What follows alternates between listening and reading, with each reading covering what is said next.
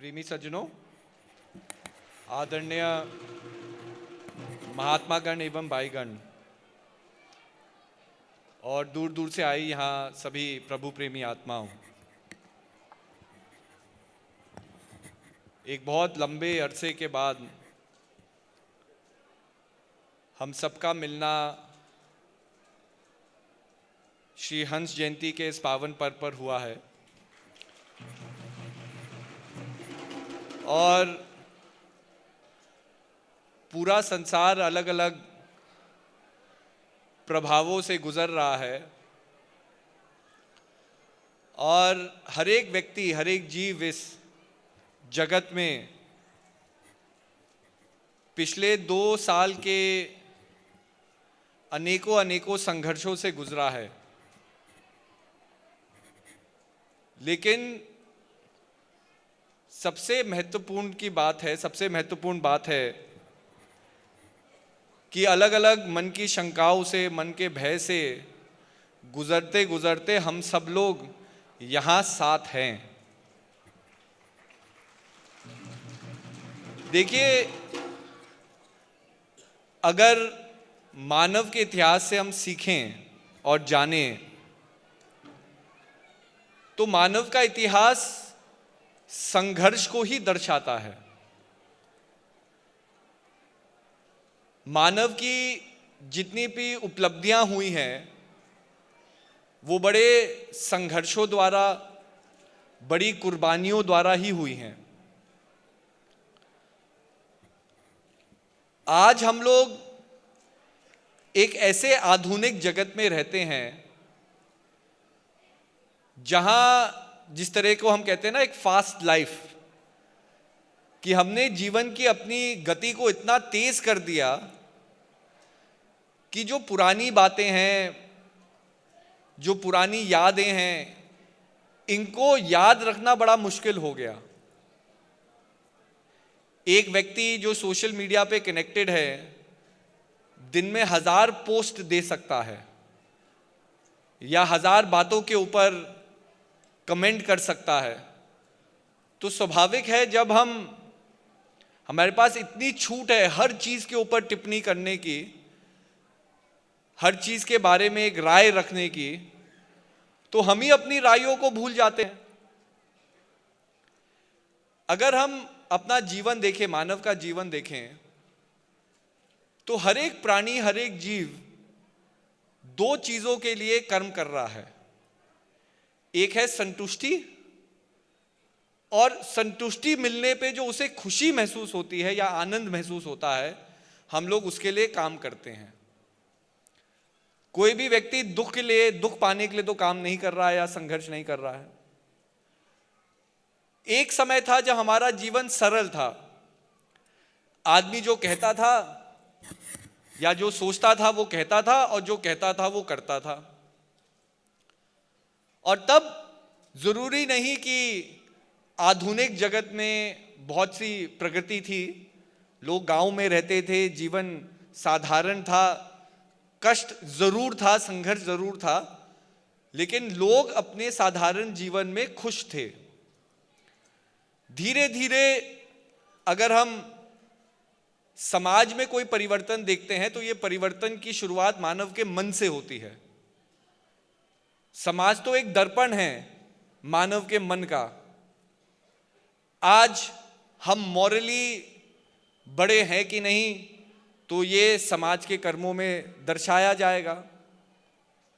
अगर हम कहते हैं कि भाई समय बहुत अच्छा है, तो इसलिए अच्छा है क्योंकि मानव की सोच अच्छी है। कभी कभी हम कहते हैं अरे समय बहुत खराब हो गया है, हर जगह अधर्म है, चोरी है। पढ़े लिखे लोग जो समाज की, जिनको सुरक्षा करनी चाहिए, वही समाज का खंडन कर रहे हैं। कोरोना का काल आया, हम सब लोग कोरोना से प्रभावित हुए, लेकिन जहां मेडिकल क्षेत्र में बहुत लोगों ने, और आज भी बहुत लोग बहुत सारे सैक्रिफाइसेस कर रहे हैं, पर्सनल कुर्बानियां कर रहे हैं ताकि और लोग ठीक हो सके। लेकिन हमें ऐसी भी कहानियां सुनने को मिली जहां प्राइवेट इंस्टीट्यूशंस, प्राइवेट हॉस्पिटल्स या प्राइवेट डॉक्टर्स ही स्वयं लोगों का शोषण करने में वो आगे थे, लोगों को ठगने में, लोगों को घबराहट कराने में लोग आगे थे। और उस घबराहट से उन्होंने क्या किया? केवल अपना फायदा किया। तो अगर हम मानव के इतिहास को याद रखें तो मानव का इतिहास सबसे पहले क्या बताता है? हमारे धर्मशास्त्रों में तो स्पष्ट वर्णन लिखा हुआ है। भगवान स्वयं कह रहे हैं, जब जब होए धर्म की हानि, बाढ़ ही असुर अधम अभिमानी। सिंपली पुट है कि जब जब संसार में अत्याचार होता है, अत्याचार कौन कर रहा है? समय तो हमारे ऊपर अत्याचार कर रहा नहीं है, ये धरती तो हमारे ऊपर अत्याचार कर रही नहीं है। ये जो वनस्पति एक देन में प्रभु ने हमें दी है, ये वनस्पति हमारे ऊपर अत्याचार थोड़ी कर रही है। जब जब होए धर्म की हानि, धर्म की हानि कौन कर रहा है? जब एक गरीब आदमी जो अपना इलाज नहीं कर सकता अस्पताल में जाता है और डॉक्टर क्या कहते हैं कि कोरोना का कोई इलाज नहीं है, ये पूरा संसार जानता है, हम टीकाकरण भी कर रहे हैं, तो ये टीकाकरण कोरोना का इलाज नहीं है। 2 साल से अगर कोई भी व्यक्ति बुद्धिजीवी हो, थोड़ी रिसर्च करे, थोड़ा अपना समय इस बीमारी को समझने में बिताए, तो वो जानेगा इस बीमारी का इलाज नहीं है। तब प्राइवेट हॉस्पिटल में ये क्यों कहा गया कि आप रेमडेसिविर के 6 इंजेक्शन ले आओ और आप ठीक हो जाओगे? कहने की बात है ना, वो भी तो एक डॉक्टर ही है, वो भी एक पढ़ा लिखा व्यक्ति है जिसने एक शपथ ली थी कभी, लेकिन उस शपथ को भूल गया। और वो शपथ क्या थी? एक डॉक्टर्स ओथ होती है कि मैं डॉक्टर हूं, बिना धर्म, जात पात, बिना किसी चीज के, बिना किसी सर्कमस्टांसेस को देखते हुए मेरा एक ही सर्वोपरि धर्म है कि जो व्यक्ति मेरे पास इलाज के लिए आ रहा है उसका इलाज करना मेरा सर्वोपरि धर्म है।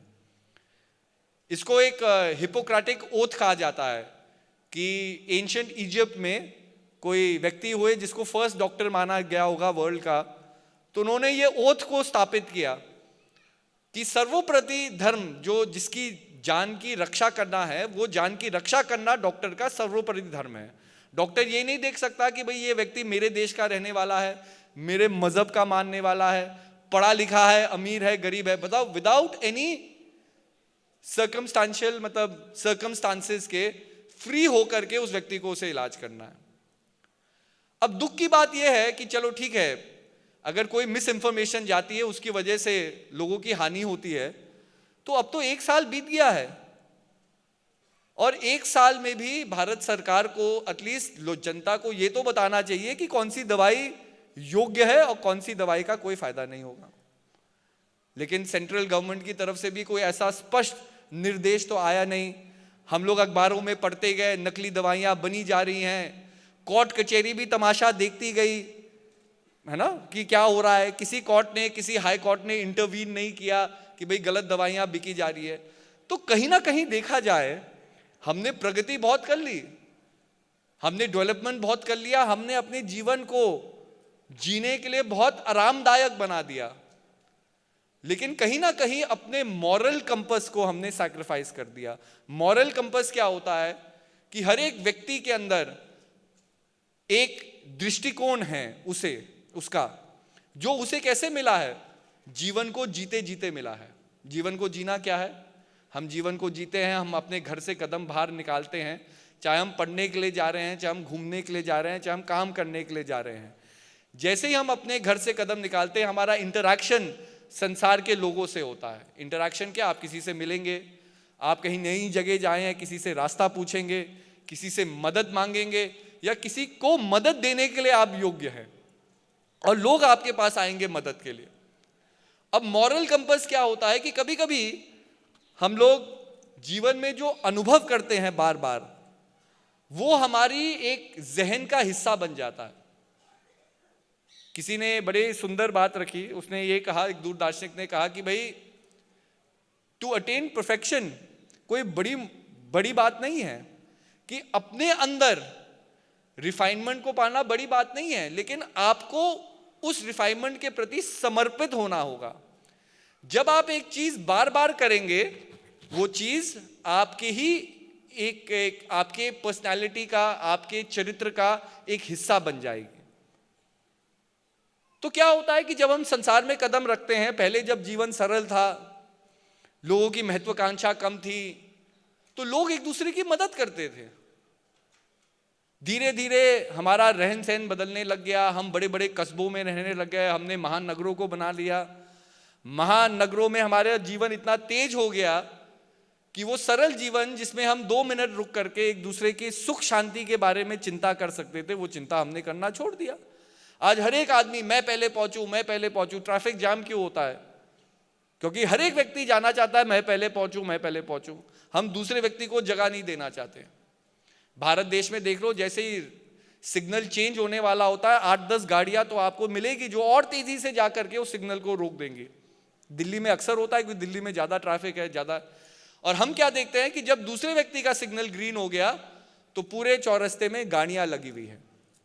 अब वो 8-10 गाड़ियां जो पीछे की है वो पूरे रास्ते को रोकी हुई है, क्योंकि उनको किसी और की परवाह नहीं है। वो ये नहीं सोच रहे कि भाई किसी को अस्पताल जाना होगा, हो सकता है कि मेरे गाड़ी इस जाम में फंसाने से, कि मेरी जल्दी की वजह से मैं किसी और व्यक्ति के जीवन में कितना दुख दर्द पैदा कर रहा हूं। तो क्या हो गया, ये हमारा मॉरल कंपस है जो खराब हो गया है, क्योंकि हमने इंस्टेड ऑफ मॉरली अपने जीवन को आगे बढ़ाना, हमने अपने कन्वीनियंस को आगे बढ़ाने की चेष्टा रखी। और कन्वीनियंस में क्या है? कन्वीनियंस में केवल ईगो है, मी, आई एंड माई सेल्फ, कि मेरा काम हो जाए, मेरी नौकरी लग जाए, मेरा अच्छा हो जाए, मेरा भला हो जाए, मेरा प्रॉफिट हो जाए। तो कहने का अभिप्राय, भगवान क्या कहते हैं, जब जब होए धर्म की हानि। धर्म का हानि कौन कर रहा है? मानव ही मानव के ऊपर अत्याचार कर रहा है। बाढ़े असुर अधम अभिमानी।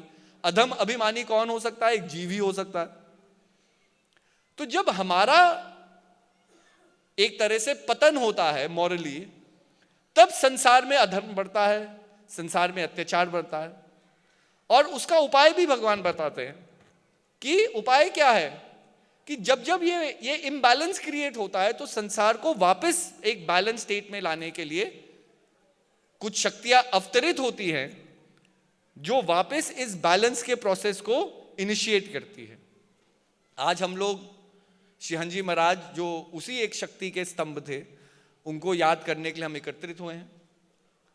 क्योंकि देखा जाए तो संसार का ये निर्माण भी एक सोच के आधार पर हुआ है। हमारे सबसे पुराने धर्मशास्त्रों में वर्णन आता है कि ये सृष्टि कैसे बनी। तो हम तो जरूर कहते हैं कि जी ब्रह्मा जी ने बनाई, फिर विष्णु जी ने इसको संवारा, और शंकर जी हैं जो इसका अंत करते हैं ताकि नई तरीके से कोई चीज जन्म ले सके। लेकिन भगवान ब्रह्मा विष्णु महेश से पहले भी क्या था? कुछ तो होगा। ये अपने आप आइडेंटिटीज तो नहीं आ गई, इनको अपने आप नाम तो नहीं दे दिया गया। तो सबसे पहले क्या था? तो वर्णन आता है कि जब कुछ भी नहीं था तो एक परम सत्ता थी। अब उसको समझाना बड़ा मुश्किल है। अगर मैं आपसे कहूं कि जी आपने हिमाचल के सेब देखे हैं, तो जिन्होंने सेब का अनुभव कर रखा है, जो हिमाचल में रहते हैं, जैसे ही मैं शब्द का उपयोग करूंगा आपके मन के अंदर एक इमेज, एक आकृति बन जाएगी। हिमाचल के सेब छोटे होते हैं, बड़े लाल रंग के होते हैं। अगर आपने कभी हिमाचल के सेब को देखा ही नहीं तो स्वाभाविक है सेब की आकृति तो आ जाएगी आपके मन के अंदर, क्योंकि आपने सेब को देखा है, कभी खाया है। लेकिन जो मैं कह रहा हूं, जो स्पष्ट तरीके से मैं हिमाचल का सेब, एक स्पष्ट उपयोग मैंने किया है, उसी एहसास को आप नहीं समझ पाएंगे। या कितने लोग हैं जिन्होंने हिमाचल के सेब को देखा ही नहीं, वो उस इमेज को अपने अंदर बना ही नहीं पाएंगे। तो स्वाभाविक है जिस चीज का हमने अनुभव नहीं किया उसको शब्दों में व्याख्या करना और उस अनुभव को शब्दों के द्वारा किसी और को देना, वो तो प्रैक्टिकली इम्पॉसिबल है। इसी के लिए हमारे धर्मशास्त्रों ने एक अलग टेक्निक अपनाई कि स्टोरी रूप में उन्होंने कहानियों के द्वारा एक माध्यम लिया जिसके द्वारा वो समझा सके, एक सरल माइंड इस कॉम्प्लिकेटेड साइंटिफिक फैक्ट को समझ सके। तो क्या कहा कि भाई तब क्या था? तब निरंकार प्रभु थे। मतलब एक शब्द दे दिया कि जो हर एक बंधन से परे है।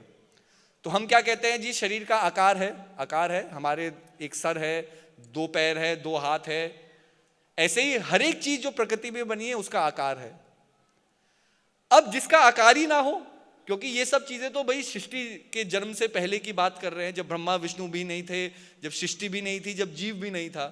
तो भाई ये समझाने के लिए उस समय क्या था, तो कहा कि भाई वो चीज फॉर्मलेस थी, निराकार। हम गुणों से परे है, वो निर्गुण। हम तत्वों के अधीन है, वो तत्वों से परे है।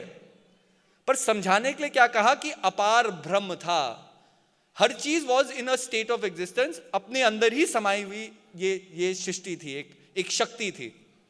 और उस शक्ति के अंदर एक स्पंदन होता है। स्पंदन किस आकार में होता है? एक थॉट के प्रोसेस में, कि मैं हूं लेकिन मुझे जानने वाला कौन है।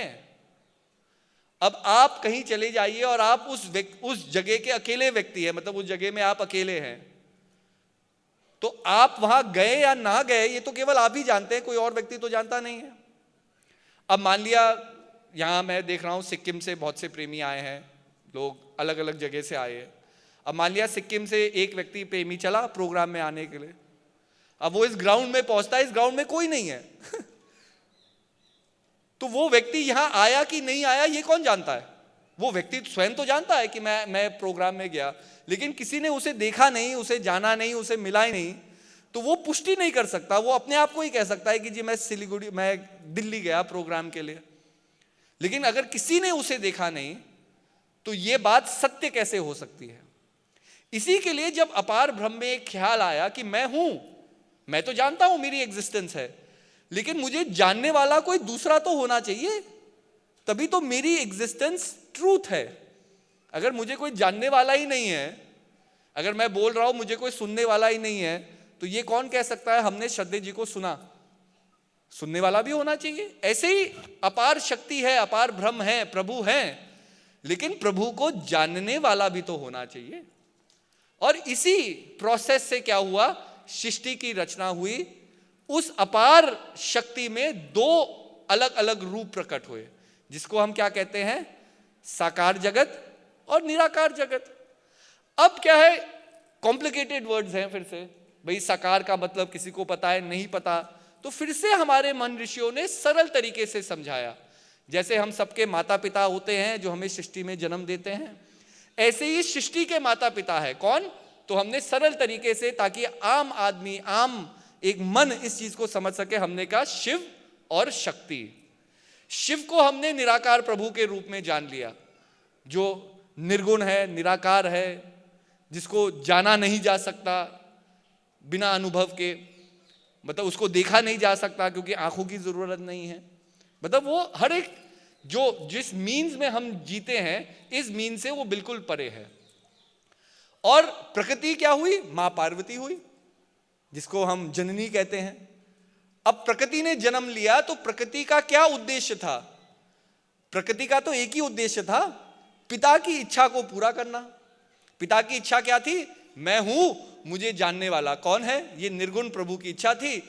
सरगुण समाज जगत हुआ, ये जगत बनी, ये तत्व बने, ये पृथ्वी बनी, मतलब ये मां की ही देन है। मां में ही हम जन्मते हैं, इसलिए प्रकृति को हम मां ही तो कहते हैं। अब हम लोग इस प्रकृति से निकले, धीरे धीरे 184 योनि बीती, धीरे धीरे एवोल्यूशन ऑफ लाइफ हुआ, जब जाकर के evolution of life has perfected you. आप और हमें लाखों करोड़ों साल की ये संसार की तपस्या है, जिस तपस्या के बाद मानव चोला मिला है। हम इतने विकसित हो गए कि हम अपनी चेतना को पहचान सकते हैं, जान सकते हैं और उसका अनुभव कर सकते हैं। किस तरह? अब आप देख लो, हम लोग खीर खाते हैं, खीर बहुत लोगों को पसंद है। अब खीर में कितनी अलग अलग इंग्रेडिएंट्स बनती है, लेकिन प्राइमरी क्या इंग्रेडिएंट्स है? दूध डलेगा, आप चावल डालेंगे और आप चीनी डालेंगे, ये बेसिक खीर के इंग्रेडिएंट्स है। उसके बाद किसी को ड्राई फ्रूट्स पसंद होते हैं, वो ड्राई फ्रूट्स डाल देते हैं, किसी को भाई साफरन पसंद है तो वो साफरन डाल देंगे, अलग अलग रूप में। किसी को रंग पसंद है तो भाई वो रंग भी डाल सकते हैं, खीर के रंग को बदल सकते हैं, लेकिन 3 चीज पर्याप्त है। अब दूध जो सबसे जरूरी है, आप गाय से लेते हैं, लेकिन आप गाय के पास जाइए और उसे कहिए कि जी आप दूध देती हैं, आप खीर क्यों नहीं बना देती? तो गाय तो सक्षम है नहीं, योग्य नहीं है, क्योंकि उसके अंदर चेतना है, प्राण है, लेकिन इतनी रिफाइनमेंट नहीं है, इतनी उन्नति नहीं हुई है। गाय केवल अपना कर्मकांड करेगी, जो उसकी प्रकृति ने उसे निर्धारित किया है। वो जीवित होगी, अपना प्रजनन करेगी, मतलब अपने जीवन को बढ़ाएगी। एक छोटा बछड़ा होता है, अपने माँ के दूध को पीता है, धीरे धीरे वो बड़ा हो जाता है, दूध पीना छोड़ देता है, घास खाएगा और अपना काम करेगा। तो वो लिमिटेड है। लेकिन ह्यूमन बीइंग्स को देखिए, ह्यूमन किसी एक आदमी ने, जिस आदमी ने खीर को इन्वेंट किया होगा, उसके मन के अंदर क्या बात आई होगी। एक दिन उसने गाय का दूध निकाला होगा, घर में चावल को देखा होगा और चीनी को देखा होगा, और उसने ये सोचा होगा कि क्यों ना इसको मिला दिया जाए।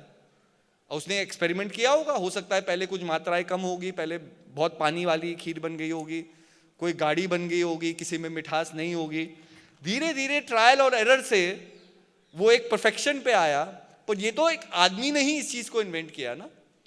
तो आदमी के अंदर वो चेतना इतनी रिफाइंड हो गई, कॉन्शियसनेस इतनी रिफाइंड हो गई कि हम सर्टेन पैरामीटर्स से परे हो गए। और हम सर्टेन पैरामीटर्स से परे क्या है कि एक गाय अपने भाग्य को जिएगी, जो भाग्य को लेकर के वो जीवन में आई है, लेकिन अपने भाग्य को बदल नहीं सकती। कर्मकांड तो वो भी कर रही है, जीवन वो भी ले रही है, सांस वो भी ले रहा है। लेकिन हमारी कॉन्शियसनेस, ह्यूमन बीइंग्स की कॉन्शियसनेस डेवलप हो गई कि हम अपनी चेतना को आइडेंटिफाई कर सकते हैं और अपने भाग्य को कर्मों के द्वारा बदल सकते हैं। व्हेन वी अंडरस्टैंड कि कॉज और कॉन्सिक्वेंसेस क्या है। अब हम लोग जिस तरह से फास्ट जीवन में जी रहे हैं, आदमी कॉन्सिक्वेंसेस के बारे में थोड़ी सोच रहा है। हम लोग एक बहुत पुराना गेम खेल रहे हैं, जिसको हम ये अभी हम जगह जगह गए प्रोग्राम में, तो हमने यही कहा कि आदमी जब बहुत सारे अनुभवों को बार बार प्राप्त करेगा तो वो अनुभव उसके जहन का हिस्सा बन जाती है। फिर हम वही अनुभव और लोगों को देते हैं, जिसको हम कहते हैं पास द पार्सल। बचपन में गेम होता था पास द पार्सल, बच्चे गोल गोल बैठ जाते थे, कोई आदमी संगीत बजाता था या कोई ताली बजाता था, अब हम पास द पार्सल खेलते थे। जैसे ही संगीत रुक गया, जिसके हाथ में वो बॉल या वो पार्सल आ गई, वो आउट हो गया। हमारा गेम कैसा है पास द पार्सल का? अब मान लो, मैं कह रहा हूं मान लो हम सुबेरे सुबेरे उठे और आराध्या जी हमारे ऊपर गुस्सा हो गई। वो गुस्सा नहीं हुई, हम कह रहे हैं मान लो, मैं एक उदाहरण दे रहा हूं, वो गुस्सा हो गई। अब हम कमरे से बाहर निकले, क्योंकि हमने एक चीज को एक्सपीरियंस किया, तो मुझे वो एक्सपीरियंस पास ऑन करना है, पास ऑन द पार्सल। अब मैं ढूंढूंगा कि मैं किसके ऊपर गुस्सा हो सकता हूं, तो मैंने किरीट को पकड़ लिया। अब किरीट परेशान, वो किचन में गया, वो भी करेगा पास ऑन द पार्सल, वो किसी और को गुस्सा करेगा, वो किसी और को गुस्सा। तो हम भी अपने जीवन को ऐसे ही जीते हैं। अगर जीवन में हमें दुख मिला है, बहुत कम लोग होते हैं जो उस दुख को अपने अंदर अपनी आत्मशक्ति से उसे समाप्त करके लोगों को प्रसन्नता प्रदान करते हैं। बहुत कम लोग होंगे। लेकिन अक्सर क्या होगा, अगर संसार ने मुझे दुख दिया है तो मैं भी संसार को किसी ना किसी रूप में या किसी ना किसी को वही दुख दूंगा। ये क्या है कि हमने बहुत चीजें प्राप्त कर ली, बहुत चीजें समझ ली, लेकिन जो हमारा स्पिरिचुअल कोशंट है वो अभी एट पार नहीं आया। कॉन्शियस बीइंग्स हम हो गए, क्योंकि कॉन्शियस बीइंग्स हम हैं, हम बातें करते हैं, खाते हैं, दुनिया घूमते हैं, हमने क्या क्या उपलब्धि की है, हम जबरदस्ती पूरी दुनिया को दिखाते हैं शेयर कर कर करके कि मैंने ये खाया, मैंने ये पहना, मैं यहाँ गया, मैं वहाँ गया। तो अपनी आइडेंटिटी को हमें लोगों से साथ शेयर करना तो आ गया, लेकिन हम क्या शेयर कर रहे हैं, क्या क्वालिटी शेयर कर रहे हैं, ये अभी तक हमारी समझ में नहीं आया। इसी के लिए संसार में हर चीज होते हुए धर्मशास्त्र कब से है। हम सनातन धर्म की बात करते हैं तो सनातन धर्म को तो कहा जाता है सनातन धर्म अजन्मा है, जिसका जन्म ही नहीं हुआ। मतलब जब से मानव की चेतना थी तब से सनातन धर्म था। मतलब गाइडलाइंस थी कि आपको अपने जीवन को कैसे जीना है। अब सिंपल गाइडलाइंस को फॉलो ना करके हम सब लोग विभाजित हो गए। किसी को कोई चीज पसंद आई, किसी को कहा जी लंबे बाल रखो तो अच्छा है, तो हमने जटाएं बना दी। आप नागा बाबू को देखो, सब लंबी जटाएं रखते हैं। किसी ने कहा कि नहीं नहीं नहीं ये लंबे बाल अच्छे नहीं है, किसी ने कहा भाई छोटी सी बोधी रख दो, तो कितने लोग हैं जो अपना सिर मुंडवा देते हैं। किसी ने कहा कि नहीं नहीं जी दाढ़ी रख दो, दाढ़ी बड़े ठीक है। अपनी अपनी प्रेफरेंसेस के हिसाब से हमने संसार में कर्मकांड बना दिए। लेकिन जो बेसिक कर्मकांड है धर्म का कि एक अच्छे इंसान बनो, उसको तो हम भूल गए, वो याद तो हम भूल गए। अब कर्मकांड में क्या है कि अगर आप तिलक नहीं लगाओगे आप इस धर्म के मानने वाले नहीं हैं। अगर आप फलानी चीज नहीं करोगे तो इस धर्म के मरे मारने नहीं है। लेकिन कोई धर्म क्या एक आदमी को दूसरे आदमी से लड़ना सिखा रहा है? नहीं। लेकिन मानव है जो धर्म के नाम पर लोगों को लड़ा रहा है। तो कहने का अभिप्राय है कि जब कहा गया जब जब होए धर्म की हानि, बाड़े असुर अधम अभिमानी, तब तब हरि धरन मनुष्य शरीरा, हरे कृपा नदी सज्जन पीड़ा। तो समय समय पर महान आत्माएं अवतरित होती हैं जो हमें रास्ता दिखाती है और मार्गदर्शन देती है, पर मार्गदर्शन के लिए संघर्ष हमें करना है। मार्गदर्शन हमें दे दिया गया, अब आगे इस ज्ञान को आप अपने जीवन में कैसे लागू करेंगे ये चीज आपको देखनी है, और यही मन का संघर्ष है। क्योंकि अगर देखो घूम फिर करके हर चीज मन पर आती है। अगर हमारा मन चंचल है तो हम समाज से प्रभावित रहेंगे। आज हमने कोई पोस्ट की, अरे किसी ने उसे देखा कि नहीं, मुझे रिप्लाई आया कि नहीं। भाई जब से फोन आया है तो एक बीमारी तो मुझे लगता है हमें भी हो गई है कि बार बार फोन को देखते रहते हैं, चाहे कोई मैसेज आए ना आए, क्योंकि हर चीज उससे लिंक हो गई ना। अब कोई आदमी आपको काम करना है, पहले तो भाई फोन ही नहीं होते थे तो आदमी को परेशानी होती नहीं थी। हमने चिट्ठी लिख दी, कुछ प्रश्न पूछ लिया अपने प्रियजनों से, हमें पता है कि भाई चिट्ठी 1 हफ्ते में पहुंचेगी, 1 हफ्ते में वापस आएगा जवाब, तो 2 हफ्ते को किसी की चिंता नहीं है कि भाई क्या चीज हो रही है क्या चीज। हम अपने जीवन को देख रहे हैं। अभी क्या हमने एक व्यक्ति को मैसेज किया, 10 बार फोन चेक कर ले कि उसका मैसेज वापस आया कि नहीं, क्योंकि लाइफ फास्ट हो गई। वो मैसेज हमें पता है 1 सेकंड में उस व्यक्ति के पास पहुंच गया। अब हमारा मन वहीं घूमे जा रहा है उस व्यक्ति के पीछे कि भाई वो व्यक्ति रिप्लाई क्यों नहीं कर रहा, रिप्लाई क्यों नहीं कर रहा। अब दिन में हम 1 मैसेजेस तो भेजते नहीं है। अगर दिन में एक ही व्यक्ति से बात करना हो तो जीवन फिर भी सुगम सरल रहता। हजारों दोस्त हैं, 500 600 फेसबुक फ्रेंड्स हैं, सबका जीवन में अगर वो नहीं जानेंगे आप क्या कर रहे हैं तो उनका जीवन समाप्त हो जाएगा। तो मन की चंचलता ही दुख का कारण है। महान पुरुष कहते हैं कि दुख का कारण है अज्ञानता। अज्ञानता मतलब अपने आप को न जानना। अपने आप को जानना है तो सबसे पहले अपने मन को जानो, क्योंकि जब तक मन से परे नहीं होगे जो आत्म तत्व है उस तक नहीं पहुंचा जा सकता। जैसे भाई पुराने जमाने में लोग खजाना छुपा देते थे जमीन के नीचे ना, तो भाई जमीन के नीचे खजाना है। आज सैटेलाइट से हम जान सकते हैं कि भाई सोना कहाँ है, चांदी कहाँ है, उसकी इमेज आ जाती है।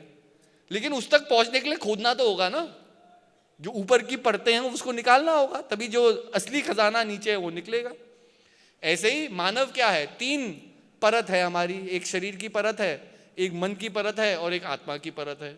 ये 3 शक्तियां हैं सम्मिलित रूप जो मानव के जीव को बनाती है, मतलब एक लिविंग बीइंग को बनाती है। अब इसके अंदर शरीर को तो हम जानते ही हैं, शरीर के लिए हम क्या कुछ नहीं कर रहे। ठंडी हो जाएगी तो हम शॉल ओढ़ लेंगे, धूप निकल जाएगी हम समर क्लोथ्स पहन लेंगे, शरीर को कोई तरह की तकलीफ ना हो। शरीर के लिए मेडिकल साइंसेज ने इतने दवाइयाँ निकाल दी, शरीर को कोई कष्ट ना हो। आज लॉन्जिविटी पे रिसर्च हो रही है कि आदमी मरे ही ना। जिस तरह से पहले ज़माने में बहुत लोग थे, जब दवाइयाँ नहीं होती थी, इलाज नहीं होते थे, तो जो ह्यूमन लाइफ एक्सपेक्टेंसी थी बहुत कम होती थी, लोग 40 साल में मर जाते थे। आज लोग 90 साल तक जी रहे हैं, कोई 100 साल तक जी रहे हैं। तो लॉन्जिविटी पे कि हम कैसे सेल्स को रीडेवलप कर दे और जो चीज़ हमने खोई है उसको वापस शरीर में इंट्रोड्यूस करे, तो आदमी ये कामना कर रहा है कि वो अजर अमर अविनाशी हो जाए, मतलब समय के चक्रव्यूह से परे हो जाए। आज इसके ऊपर रिसर्च हो रही है।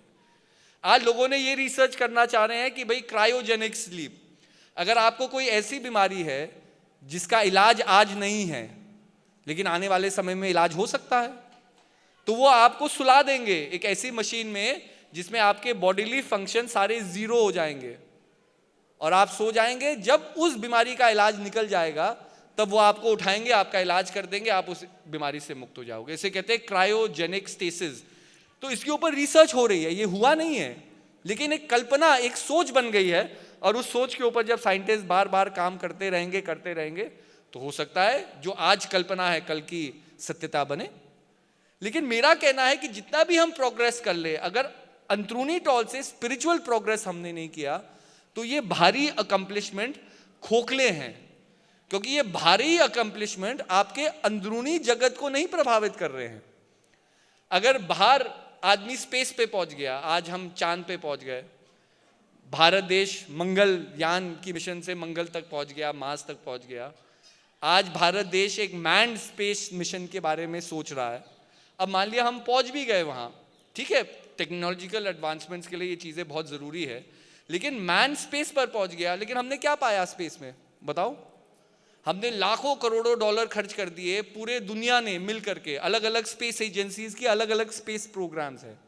नासा उसमें सबसे प्रख्यात है, क्योंकि नासा और रूस के बीच में सबसे पहले ये स्पेस वॉर शुरू हुई थी। अब हम स्पेस पे पहुंच गए, चाइना लाखों करोड़ों रुपए खर्च कर रहा है, हम खर्च कर रहे हैं, अमेरिका कर रहा है, फ्रांस कर रहा है, इतनी चीजों को हम मतलब बाहर जाने के लिए कर रहे हैं, लेकिन हम ये नहीं देख सकते हमारे देश के अंदर और हमारे इस पृथ्वी लोक में कितनी समस्या है। इतना पैसा हम गरीबी को हटाने के लिए लगाए, हम बीमारियों को हटाने के लिए निकाले, जो आज हम हमेशा एक दूसरे के गले के ऊपर खड़े रहते हैं कि कब तीसरा विश्व युद्ध शुरू हो जाएगा, कौन सा देश कहाँ लड़ जाएगा, इनके पीसफुल रेजोल्यूशंस के लिए वो पैसा खर्च करें। पर यही होता है कि जब मन स्थिर नहीं है, हम बाहरी चीजों के ऊपर आकर्षित होते हैं। और यही होता है, जब आपका मन स्थिर नहीं है तो संसार की नेगेटिविटी से आप प्रभावित होंगे, और वो नेगेटिविटी भी आपके अंदर एक रूपरेखा बना लेगी। इसलिए हम नेगेटिव होना नहीं चाहते, लेकिन नेगेटिव हो जाते हैं। हम गुस्सा करना नहीं चाहते, लेकिन गुस्सा हो जाते हैं। इसका मतलब कहीं ना कहीं वो नेगेटिव अंश, वो अंधकार हमारे अंदर हमसे एक तरह से चिपक गया है, और जब तक उसकी क्लीनिंग ना हो, उसकी रिफाइनिंग ना हो, तब तक वो कहीं ना कहीं वो अंश बन के रहेगा। और जरूरी नहीं है वो आज निकलेगा या आज आपको वो कष्ट दे। हो सकता है आपके भक्ति मार्ग में बहुत देर बाद वो अंश अगर आपने नहीं निकाला अंधकार का, तो वो आपको कभी ना कभी तो कष्ट देगा, कभी ना कभी वो रुकावट बनेगा। तो इसी के लिए महान पुरुष समझाते हैं, अपने मन को स्थिर रखो। अब देखिए कोरोना काल में कितने संघर्ष हुए। सबसे बड़ा संघर्ष क्या था? शरीर तो ठीक ही हो जाता है, 10 दिन में आप क्वारंटीन हो जाएंगे, 1 हफ्ता आप होम क्वारंटीन हो जाएंगे, या 14 दिन आप होम क्वारंटीन हो जाए, लेकिन आप ठीक हो जाएंगे। कितने लोगों को जून जुलाई में ही पिछले साल कोरोना हो गया, हम लोगों को भी जून में, मई के आखिरी में हो गया था। कितने लोग जिनको हमारे साथ कोरोना हुआ वो अलग अलग जगह थे, कोई दिल्ली में था, योगेंद्र उसका परिवार दिल्ली में था, उसके घर में आकर के ताला लगा करके एक स्टिकर चिपका गए तो ठीक है, पर जो आदमी घर के अंदर बंद है, घबराहट तो उसको है ना कि भाई कल क्या होगा, बच्चों को क्या होगा, परिवार को क्या होगा, किसी और को ना फैल जाए। तो भाई शरीर तो ठीक है, शरीर को आप दवाई दे नहीं सकते थे, आपने काढ़ा पिया, आपने च्यवनप्राश खाया, आपने इम्यूनिटी को बढ़ाया, शरीर से तो कोरोना भाग गया। लेकिन ये मन के ऊपर जो असर छोड़ गया, इसका क्या? इसके ऊपर हमने कभी फोकस किया? आज हॉस्पिटल आपको दवाई दे देगा एज अ प्रिकॉशन कि भाई ये टैबलेट ले लो, ये टैबलेट ले लो। गुरु महाराज जी ने आपको अपने मन को रोकने की टैबलेट, जो गुरु नाम है, वो तो कब से दे रखा है। अगर आपने उसका उपयोग किया होता तो आज आपका मन नहीं घबराता, लेकिन मन घबरा रहा है, इसका मतलब उपयोग हमने नहीं किया। हम जगह जगह घूमे, जब धीरे धीरे लॉकडाउन खुलने लग गया, हम आपके महाराष्ट्र में जगह जगह घूमे, गुजरात गए, आपके मध्य प्रदेश गए, छत्तीसगढ़ होके आए, आगे हम आपके असम, सिक्किम और सिलीगुड़ी की तरफ का प्रोग्राम बना रहे हैं, ताकि अगर प्रेमी लोग दूर दूर से नहीं आ सकते तो हम तो प्रेमी लोगों के बीच जा सकते हैं। जो कर्तव्य हमें करना है उसमें हम क्यों घबराए, उसमें हम पीछे क्यों हटे? तो कहने का अभिप्राय है कि मन संभलना चाहिए। अब जगह जगह हम गए तो हमने, सब जगह हम जाते ही आश्रम में भाई जी लोग मिलते हैं, मानव सेवा दल के लोग मिलते हैं, और हम उनसे पूछते हैं कि जी आपका जीवन सब ठीक है? तो कितने प्रेमी लोगों ने कहा कि हाँ जी जीवन सही है। पहले भी संघर्ष होता था, पहले भी कष्ट होता था, हम तो गुरु महाराज जी का नाम का सुमिरन करते हैं और अपने काम को वैसे ही करते हैं। तो अगर देखा जाए, हम समाज में भी घूमते हैं, समाज में अच्छे खासे हमारे ही दोस्त हैं जो पढ़े लिखे हैं, जिनको कोरोना हो गया, आज तक कोरोना के भय से नहीं निकल पाए, क्योंकि जीवन में हर चीज है, इंडस्ट्री है, परिवार है, लेकिन मेडिटेशन नहीं है। कहीं ना कहीं वो स्पिरिचुअल ग्रोथ हैम्पर हो गई। उसकी वजह से क्या हुआ कि जिस मोड़ पे हम खड़े हैं, ठीक है, हम फिजिकली तो इस बीमारी को ओवरकम कर लेंगे, लेकिन जो मेंटल इंपैक्ट ये छोड़ करके गया, इसका तो बहुत लॉन्ग लास्टिंग इफेक्ट होगा। और यही हम देख रहे हैं। आज क्या है, संसार में कोई आदमी आपको कंट्रोल करना चाहता है, कोई आदमी आपके ऊपर हुकूमत करना चाहता है, तो आज सबसे आसान तरीका है हुकूमत करने का, आदमी को डरा दो। जब आप आदमी को डरा दोगे, आदमी अपने आप ही अपने डर में इतना खो जाएगा कि वो आपके पास आएगा कि बताओ हमें क्या करना है। अब ऐसे ही होता है अक्सर। अब आप सोचे होंगे मैं क्या कह रहा हूं, तो आपको एक सरल तरीके से मैं समझाता हूं। जब भी हमारे जीवन के ऊपर आपत्ति आती है, हम भागे भागे किसके पास जाते हैं? ज्योतिषी के पास, कि पंडित जी बता दो क्या होगा आगे। यही तो है। कोई कहता अरे ये पंडित जी बड़े अच्छे हैं, ये सारे उपाय बता देते हैं, बस मेरी लॉटरी कब निकलने वाली है उसको जानने के लिए मैं पहुंच जाता हूं पंडित जी के पास। घूम फिर करके देख लो, कहीं ना कहीं हम पंडित जी या ज्योतिषी अपना हाथ दिखाते हैं तो कहीं ना कोई स्वार्थी तो है कि भाई मेरा भला होगा, कब होगा। कोई आदमी कहता है मेरी शादी कब होगी, कोई आदमी कहता है मेरी नौकरी कब निकलेगी। अब मेरा एक फंडा है कि भाई कोई भी चीज आप करो तो पहले टेस्ट कर लो।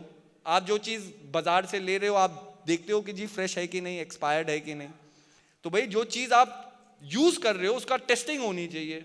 अब आप पंडित जी के पास जाओ, ठीक है, हम ये नहीं कह रहे कि ज्योतिषी का जो हॉरोस्कोप का ये अर्थशास्त्र है जिसको हम ज्योतिष शास्त्र कहते हैं, ये एग्जिस्ट नहीं करता। जरूर एग्जिस्ट करता है, पर अगर आप अपने जीवन में ये भी जान लोगे आपके जीवन के सारे दुख कितने हैं और कितने दुख आने वाले हैं, उससे फर्क क्या पड़ने वाला है। अगर दुखों से परे होना है तो संघर्ष करना पड़ेगा। अगर मैं जान भी लूं कि मेरे जीवन में संघर्ष आने वाले हैं, उस भवसागर को तो मुझे पार फिर भी करना है ना, जानते हुए या न जानते हुए, उससे कोई फर्क नहीं पड़ रहा। लेकिन मन की व्यास क्या है कि अगर कैसे हम जान लेंगे तो कोई उपाय मिल जाएगा, कोई तोड़ मिल जाएगा। तो तोड़ तो पंडित जी बताते हैं। तो अब हम जाए पंडित जी के पास, तो सबसे पहले आप टेस्ट के रूप में पहले पंडित जी से ये पूछो, पंडित जी आपकी शादी हुई है कि नहीं।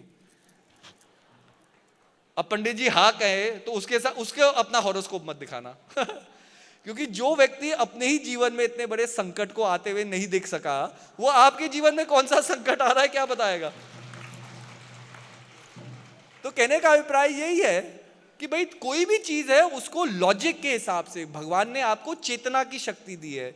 चेतना की शक्ति, द पावर ऑफ रीजनिंग, कोई छोटी चीज थोड़ी है, कितनी अगाध चीज है। चेतना की शक्ति पे आदमी धरती से चंद्रमा पर पहुंच गया। मतलब जो हम बंदरों की तरह तक जंगलों में रहते थे, ये जीव आसमान तक पहुंच गया। और आप अपने जीव, आप ही उस लीनियज से है, उस मैनकाइंड की लीनियज से है। और आज आप अगर एक बुद्धिजीवी व्यक्ति है तो अपने जीवन में क्या परेशानी है, क्या उसका समाधान है, लॉजिकली अगर आप ध्यान होकर के और मन को एकाग्रचित करके सोचेंगे तो आपको अपने ही मन में सारे उपाय मिलेंगे। लेकिन हम करते नहीं हैं क्योंकि मन एकाग्रचित होता नहीं है। मन डिस्ट्रैक्शन की ओर भागेगा, मन उपायों की ओर भागेगा, मन और लोगों की खुशियों की ओर भागेगा। अरे इसके पास इतनी बड़ी गाड़ी है, ये तो बड़ा खुश होगा, ये हमारा मन कह रहा है। ये वो गाड़ी में बैठने वाला मन नहीं कह रहा।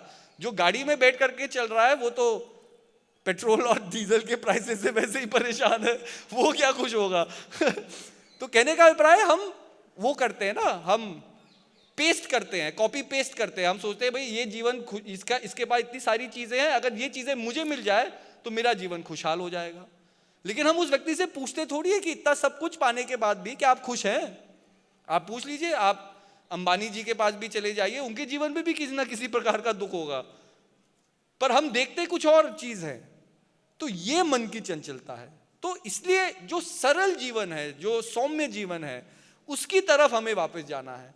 अब आधुनिक जगत में ये करना बड़ा मुश्किल है क्योंकि भाई मॉडर्न जगत हो गया। हम ये नहीं कह रहे कि आप कल बैलगाड़ी में सफर करो, प्लेन में सफर करो, लेकिन अपने मन को तो सौम्य बना सकते हो।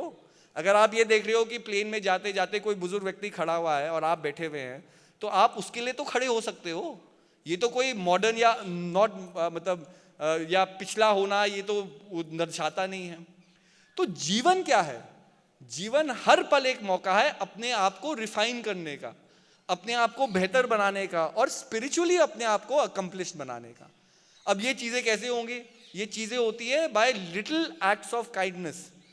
जब हम अपने से परे होके किसी और के दुख दर्द को दूर करने के लिए संघर्ष करते हैं, तब ये प्रक्रिया शुरू होती है कि आपका स्पिरिचुअल एवोल्यूशन शुरू होता है। जब तक आप अपने ही जीवन में सीमित है, अपने ही सुखों को देख रहे हैं, अपनी दुखों के लिए संघर्ष कर रहे हैं, तो वो तो जीवन केवल आप तक सीमित है। ठीक है, आप बहुत सारे अनुभव को प्राप्त करेंगे लेकिन जीवन में खुशी नहीं मिलेगी।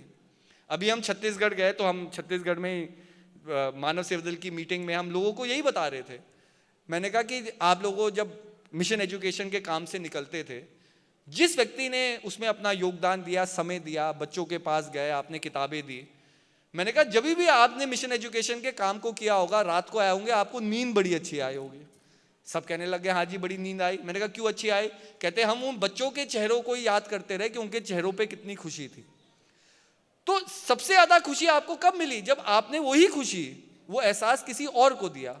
अगर आप अपने बच्चे को किताब रोज दे दे और वो रोज बच्चा हंस जाए या जो भी कर ले, आपको उतना तो आनंद प्राप्त नहीं हो रहा ना अपने लिए ही काम करते करते। लेकिन जैसे ही आपने उस पैरामीटर को थोड़ा बढ़ाया, जो रिटर्न, अब रिटर्न ऑफ इन्वेस्टमेंट ही कह लो एक तरीके से, जो रिटर्न आपको मिल रहा है वो कितना बड़ा है। और बात क्या है कि आप एक प्रोसेस को शुरू कर रहे हैं, एक सोच को आग्रह कर रहे हैं। सोच क्या है कि एक गरीब व्यक्ति है जिसको पता है कि उसकी परिस्थिति क्या है, गरीब बच्चा है, पर अमीरी और गरीबी सपनों से तो आप तोल नहीं सकते ना, कि अमीर बच्चा है तो अमीर बच्चा ही सपने रख सकता है, गरीब बच्चा है तो उसे सपने लेने का अधिकार नहीं है। भाई बच्चा है, बच्चे का हंसना, खेलना और सपने देखना हर एक जीव का अधिकार है। लेकिन एक बच्चा जो गरीब बच्चा है, परिस्थिति से बंधा हुआ है, जो जानता है कि उसके पिताजी अगर काम नहीं करेंगे तो कल स्कूल की फीस नहीं दे सकेंगे, वो बच्चा अपने सपनों को बड़े संभाल करके पिरोएगा। वो अंधाधुंध सपने नहीं देखेगा, क्योंकि उसे पता है कि कितने सपने अगर वो चेष्टा भी करे देखने की, जीवन में वो पूरे नहीं होंगे। लेकिन अचानक क्या होता है, नीली टी शर्ट में कुछ लोग आ रहे हैं, है ना, एक संस्था से आ रहे हैं, वो उनको नहीं जानते, नीली टी शर्ट वाले बच्चों को नहीं जानते, लेकिन जब वो आ करके मिशन एजुकेशन से उनको सहारा दे रहे हैं, एक सपोर्ट दे रहे हैं, एक आश्रय दे रहे हैं, तो उनके जीवन में एक बहुत सुंदर चीज आ रही है जिसे हम कहते हैं होप, आशा। कि आशा है कि भाई मेरा कोई नहीं था लेकिन किसी अनजान व्यक्ति ने मुझे मदद की, उसके अंदर एक आशा है, और वो आशा जीवन भर उसके साथ रहेगी। जब तक वो इस संसार में रहेगा तब तक वो आशा की किरण उसे जागृत करेगी और उसे प्रेरित करेगी कि जब वो सक्षम होगा, वो बड़े होकर के अपने पैरों पे खड़ा होगा, तो वो ये याद रखेगा कि वो उस मुकाम पे कैसे आया है, किसी अनजान व्यक्ति ने उसकी मदद की, तो वो भी अनजान लोगों की मदद करेगा। ऐसे हम अपने आप को बदलते हैं और समाज को बदलते हैं। केवल चेष्टा रखने से, केवल किताबें पढ़ने से हम चेंज, पॉजिटिव चेंज को नहीं ला सकते। किताबें तो कब से है, 2000 साल से बाइबल है। क्या क्रिश्चियन वर्ल्ड में प्रॉब्लम्स नहीं है? आप चले जाओ क्रिश्चियन वर्ल्ड को देख लो, एक प्रोटेस्टेंट कैथोलिक से नहीं मिलेगा, एक मोमन किसी उससे नहीं मिलेगा, ढंग से वो बात नहीं करते एक दूसरे, हाँ एक बैप्टिस्ट से कुछ नहीं मिलेगा। बैप्टिस्ट तो सोचते हैं वही अकेले दुनिया में है और दुनिया में कोई है ही नहीं। मतलब सबके अपने अपने वो है, अपनी अपनी डिविजन्स है, अपनी अपनी लड़ाइयाँ हैं, सामाजिक मतभेद है। अगर बाइबल में सारी नॉलेज है तो 2000 साल से क्या क्रिश्चियंस ने बाइबल को पढ़ा नहीं? Haven't they got all the answers that they want? लेकिन आज भी क्वेश्चंस हैं, क्योंकि स्पिरिचुअल कंपस हमारा जो मॉरल कंपस है वो कहीं ऑफ बीट काम कर रहा है। कुरान कब से है? इस्लाम में भी प्रॉब्लम है। आप देख लो शिया सुन्नी में कितनी लड़ाई झगड़े हैं। भाई अगर मोहम्मद अलैहिस्सलाम ने एक बात कही तो उन्होंने लड़ना तो नहीं सिखाया, उन्हें तो एक करना सिखाया, लेकिन समाज आज एक नहीं हो सकता। ऐसे ही तो सनातन धर्म की पद्धति क्या है? सनातन धर्म की पद्धति है जो आपके जहन से जुड़ी हुई है। अगर आप अपने आप को समझेंगे तभी आप सनातन पद्धति को समझेंगे, क्योंकि आपके अंदर एक अंश है जो प्रभु का अंश है, जो चैतन्य स्वरूप है, और उस चैतन्य को समझने के लिए ही सनातन परंपराएं स्टेप बाय स्टेप रखी गई है। भाई आप खाना बनाते हैं तो स्टेप बाय स्टेप वीडियो नहीं बताई जाती, आप एक्सरसाइज करते हैं, योग करते हैं, स्टेप बाय स्टेप वीडियो बनाई जाती है। ऐसे ही भाई आपको अपने आप को जानना है, उसकी भी स्टेप बाय स्टेप प्रोसेस है कि कैसे अपने आप को वो चीज एमुलेट करें जो आप नहीं हो। आप क्रोध नहीं हो, आप अहंकार नहीं हो, आप अभिमान नहीं हो, आप वैमनस्यता नहीं हो। तो सबसे पहले कोशिश करो, प्रयत्न करो इन चीजों को अपने अंदर से दूर करने की। अब ये मुश्किल है, इसी के लिए संगठन है, इसी के लिए दरबार है। हम अकेले अपने घर में बैठे हैं, कोई चीज करना चाहते हैं, मन के अंदर हजारों डाउट्स आएंगी, मन में हजार संकोच आएंगे। लेकिन जब हम गुरु दरबार में आते हैं और अपने गुरु भाइयों बहनों के साथ बैठते हैं, उनको संघर्ष करता हुआ देखते हैं, उनसे प्रेरणा प्राप्त करते हैं, तो हमारे अंदर भी ऑटोमेटिक मोटिवेशन आती है।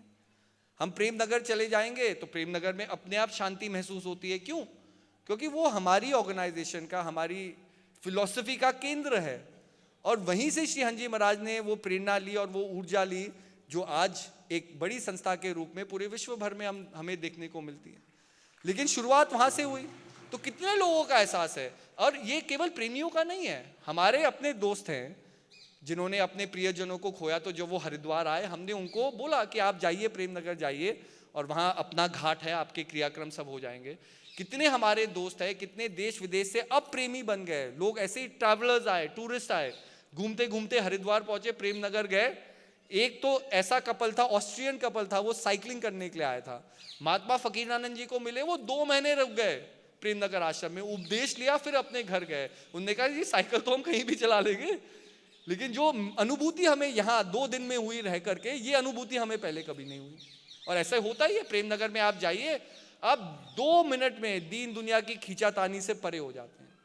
तो जो चीज़ हम अकेले समाज में नहीं कर सकते, जब हम गुरु दरबार में आते हैं, गुरु भाइयों के और बहनों के संपर्क में आते हैं, हमें एक मॉरल बूस्ट मिलता है, एक स्पिरिचुअल बूस्ट मिलता है कि नहीं हम कर सकते हैं, क्योंकि हम करता हुआ लोगों को देख रहे हैं। तो इसी के लिए फिर संगठन बनता है, एक हंस परिवार बनता है, जिसमें हम एक दूसरे का सहयोग करते हुए, एक दूसरे का सहारा बनते हुए हम आगे बने। लेकिन आज पूरे संसार को इस कोरोना काल में इस हंस परिवार की जरूरत है। तो आज हमें और काम करना है, हमें डरना नहीं है, घबराना नहीं है, हमें और आगे आकर के काम करना है। इसलिए जगह जगह हम जा रहे हैं, हम मानव सेवा दल को यही इंस्ट्रक्शन दे रहे हैं कि आप आइडेंटिफाई करो कि किसके जीवन में क्या कमी है जिसको दरबार पूरा कर सकता है, और दरबार उसे पूरा करेगा, चाहे बच्चों की शिक्षा हो, चाहे किसी का इलाज हो। तो कहने का अभिप्राय यही है कि जीवन में संघर्ष आएगा ही। जब हम जंगलों में रहते थे क्या संघर्ष नहीं होता था? अब हम शहरों में रहने लग गए, उस संघर्ष को हमने भुला दिया। ऐसे ही एक समय आएगा जब हम अपने बच्चों को ही कहानी सुनाएंगे कि भाई हमारे जीते जीते ऐसा एक समय आया, कोरोना काल, हमें मास्क पहनना पड़ा, हमें ये सब करना पड़ा। ये कहानियां बन जाएंगी, ये यादें बन जाएंगी। लेकिन इन यादों को रखना जरूरी है, याद रखना जरूरी है, क्योंकि आने वाले समय को तब हम बदल सकते हैं। अगर हम सबको याद होता कि 1918 में स्पेनिश फ्लू आया, तो हम कोरोना से इतना घबराते थोड़ी। आज फोटो ही निकाली जा रही है लोगों को दिखाने के लिए कि भाई 1918 में भी ऐसे हुआ था। उससे पहले मिडीवल टाइम्स में ब्लैक प्लेग, जिसको प्लेग कहा जाता है, चूहों से निकली बीमारी है, उसको ब्लैक डेथ कहा जाता था, क्योंकि उस समय उनके पास उपकरण थे नहीं कि वो जान सकते थे कि एक बीमारी है। तो लोग सोचते थे कि भाई जो लोग बुरा काम करते हैं, शैतान आ गया है उनसे वसूली करने के लिए, तो उसको ब्लैक फ्राइडे या ब्लैक डेथ के नाम से ही प्लेग को कहा गया कि ब्लैक डेथ है, जिन लोगों ने बुरा काम किया है वो संसार में नहीं रहेंगे, क्योंकि उस समय समझ ही नहीं थी। अगर उन बातों को हम याद रखते तो हम कोरोना से इतना घबराते नहीं। क्योंकि 1918 की भी फोटोज आप देखिए तो ऐसे ही लोग कॉनिकल मास्क पहन रहे हैं, नर्सेज हैं वो मुंह में कपड़ा लगा करके पेशेंट का इलाज कर रहे हैं, और कितने लोग हैं जो बिस्तरे में ऐसे ही पड़े हुए हैं क्योंकि उनका शरीर काम नहीं कर रहा। कोरोना में भी हमें वही देखने को मिला, लेकिन क्योंकि हम भूल गए तो हम घबरा रहे हैं। अगर हम अपने असली अस्तित्व को जान ले तो ये घबराहट, ये डर, ये भय, ये सब समाप्त हो जाएगा। और यही गुरु महाराज जी का संदेश है, अपने आप को जानो, अहम ब्रह्मासि। आप वही तत्व है जिसको आप संसार में खोजने की कोशिश कर रहे हैं। लेकिन जब तक रास्ता सही नहीं है, मंजिल तक नहीं पहुंचा जा सकता। ऐसे ही भजन सुमिरन करो, यही रास्ता है अपने आप को जानने का और अपने आप तक पहुंचने का।